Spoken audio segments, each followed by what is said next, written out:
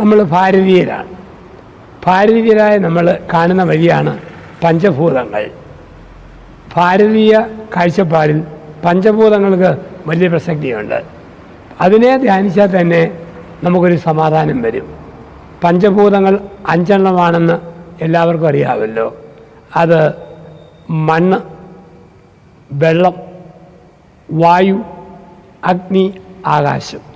ഇത് 5 പഞ്ചഭൂതങ്ങൾ. ഇത് ഓരോന്നും ദൈവം സംസാരിക്കുന്ന വഴിയാണ്. ഒന്ന് മണ്ണ്. എന്താണ് മണ്ണ്? ബൈബിൾ എന്ന ഇതിഹാസ ഗ്രന്ഥം പറയും, ചരിത്ര ഗ്രന്ഥം പറയും, ബൈബിൾ മനുഷ്യൻ മണ്ണാവുന്നു. കാരണം മനുഷ്യൻ മണ്ണിൽ പണിയുന്നവന്, മണ്ണിൽ വിയർപ്പ് ഒഴുകുന്നവന്, ഒന്നെങ്കിൽ അഗ്നിയെ ദഹിപ്പിച്ചും നിമജ്ജനം ചെയ്തുമൊക്കെ കല്ലറിൽ അടക്കിയുമൊക്കെ മണ്ണിലേക്ക് മടങ്ങുന്നവന്. ഇപ്പം മണ്ണിൻ്റെ സ്വഭാവം കാണിക്കണം. ഇപ്പം മണ്ണിൻ്റെ സ്വഭാവം കാണിച്ചോ നമുക്ക് സമാധാനം ഉണ്ടാവും. 2 യാഥാർത്ഥ്യങ്ങൾ നമ്മൾ കാണാറുണ്ട്. ഒന്ന് മണ്ണ്, 2 പാറ. പാറയുടെ പ്രത്യേകത, ഒരു ചീഞ്ഞ മുട്ട പാറയ്ക്കിട്ടെറിഞ്ഞാൽ അത് പൊട്ടിച്ച് എറിഞ്ഞവൻ്റെ മോന്തയ്ക്കിട്ടെറിയും, അത് പാറ. ഒരു നല്ല ആപ്പിൾ എറിഞ്ഞാലും അത് പൊട്ടിച്ച് മുഖത്തേക്ക് തിരിച്ചെറിയും, അത് പാറ. ചീമട്ട എറിഞ്ഞാലും നല്ല ആപ്പിൾ എറിഞ്ഞാലും അതുപോലെ തിരിച്ചെറിയും, പാറ. ചില മനുഷ്യർ പാറയാ, ഒരു തെറി പറഞ്ഞോ 10 തിരിച്ചു പറയും. എന്തെങ്കിലും ഇഷ്ടക്കേട് വന്നോ തോന്നിയ ബഹളങ്ങൾ ഒക്കെ കാണിക്കും. പാറയുടെ നീചമായ പ്രതികരണമാണ്. പക്ഷെ മനുഷ്യൻ മണ്ണാണ്. മണ്ണിൻ്റെ പ്രത്യേകത, ഇളക്കി മറിച്ചിട്ട് മണ്ണിലേക്ക് ഒരു ചീഞ്ഞ മുട്ടയെറിയുക, മണ്ണ് സ്വന്തം മാറിൽ മുട്ടയെ സ്വീകരിക്കും. ഒരാപ്പിൾ എറിയുക, മണ്ണ് ആപ്പിളിനെയും സ്വന്തം മാറിൽ സ്വീകരിക്കും. എന്നിട്ട് ചീമട്ടയെ വളമാക്കി ആപ്പിളിനെ ഫലമാക്കി നൽകും. ഇതാണ് മണ്ണ് പഠിപ്പിക്കുന്ന പാഠം. ചീത്ത പിടിക്കുന്ന ഭർത്താവിനെ നോക്കി ചിരിക്കാൻ പഠിക്കുന്ന ഭാര്യ, പൊട്ടിത്തെറിക്കുന്ന ഭാര്യയെ നോക്കി ശാന്തമായി നിൽക്കുന്ന ഭർത്താവ്, ധിക്കരിക്കുന്ന മക്കളെ നോക്കി സമന്വയത്തോടെ നിൽക്കുന്ന ഒരു പിതാവ്, മാതാവ്. ജീവിതത്തിൽ നമ്മളായിരിക്കുന്ന ലോകത്ത് ശോഭിക്കാനും പൊട്ടിത്തെറിക്കാനും കോപിക്കാനും ഒരുപാട് അവസരം വരുമ്പോൾ മണ്ണുപോലെ ശാന്തമാകണം, എല്ലാറ്റിനും ഉൾക്കൊള്ളണം.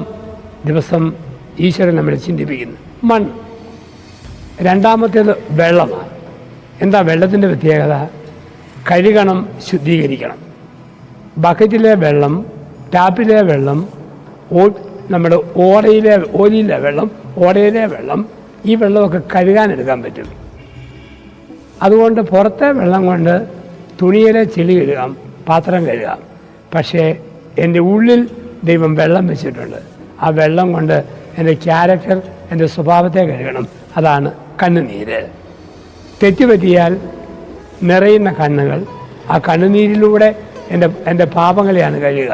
വെള്ളം പറയുന്നു, നിരന്തരം കഴുകപ്പെടുക, ശുദ്ധീകരിക്കപ്പെടുക. 3 നമ്മൾ കാണുന്നു. മൂന്നാമത്തേത് വായുവാണ്. വായു പറയുന്നു, മകനെ മകളെ അനങ്ങാപ്പാറ പോലിരിക്കരുത്, അധ്വാനിക്കണം. വായു ഉള്ളതുകൊണ്ട് പക്ഷി പറക്കുക, വായു ഉള്ളതുകൊണ്ട് വണ്ടി കുതിക്കുക, വായു ഉള്ളതുകൊണ്ട് വിമാനം പറന്നു പോവുക. വായു ചലിപ്പിക്കും, നിരന്തരം ചലിപ്പിക്കും.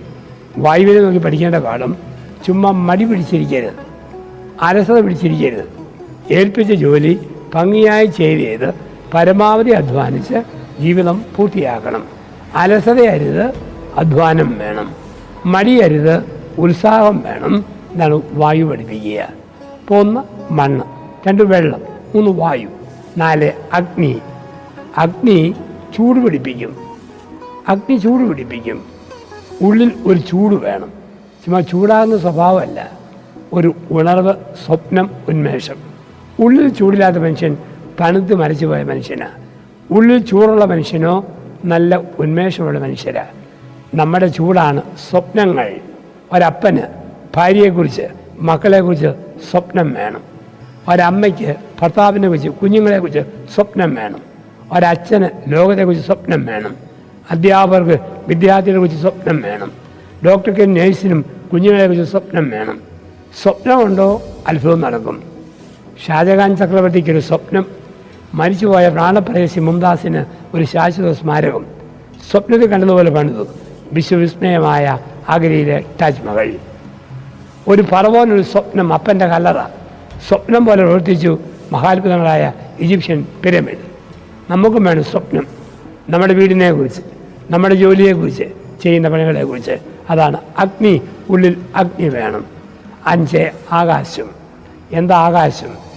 എൻ്റെ മുഖത്ത് തുറന്നിരിക്കുന്ന 2 കണ്ണുകൾ എൻ്റെ ആകാശം. ഒരു കണ്ണടഞ്ഞോ ആകാശം പകുതിയായി, 2 കണ്ണും അടഞ്ഞോ പിന്നെ അന്ധതയാണ്, ആകാശമില്ല. നമ്മൾ തുറന്നു പിടിച്ച കണ്ണിന് മുമ്പിൽ ഈശ്വരൻ കൊണ്ടുവരുന്ന പാവപ്പെട്ട മനുഷ്യരെ സഹായിക്കണം. ചെറുതും വലുതുമായ സഹായം പാവങ്ങൾക്ക് കൊടുക്കണം. അങ്ങനെ പാവങ്ങൾക്ക് കൊടുത്ത് എൻ്റെ ആകാശം വിശാലമാകണം. എൻ്റെ കാലിൽ ഒരു പകരം തിളച്ച വെള്ളം ഒഴിക്കുമ്പോൾ ഞാൻ ചിരിച്ചാൽ നിങ്ങൾ പറയും, അച്ഛൻ്റെ കാലിൽ കുഷ്ഠം ചൂടോളം വീണിട്ട് പൊള്ളുന്നില്ല. ഒരു മനുഷ്യൻ്റെ വിശപ്പും വേദനയും കണ്ട് എൻ്റെ ഉള്ളലിയുന്നില്ലെങ്കിൽ അത് ഹൃദയത്തെ ബാധിച്ച കുഷ്ഠം. അപ്പം നമ്മുടെ ഹൃദയം അരിയണം, മറ്റുള്ളവരിലേക്ക് നന്മ ചെയ്ത് കടന്നു പോകണം. പഞ്ചഭൂതങ്ങൾ പഠിപ്പിക്കുന്നു. ദിവസത്തിൻ്റെ നല്ല ചിന്തകൾ ഹൃദയത്തിൽ സൂക്ഷിക്കുമ്പോൾ പഞ്ചഭൂതങ്ങൾ പഠിപ്പിക്കുന്ന പാഠം സ്വന്തമാക്കാം. വൃക്ഷലതാദികളും ജീവജാലങ്ങളും പഠിപ്പിക്കുന്ന പാഠം സ്വന്തമാക്കാം.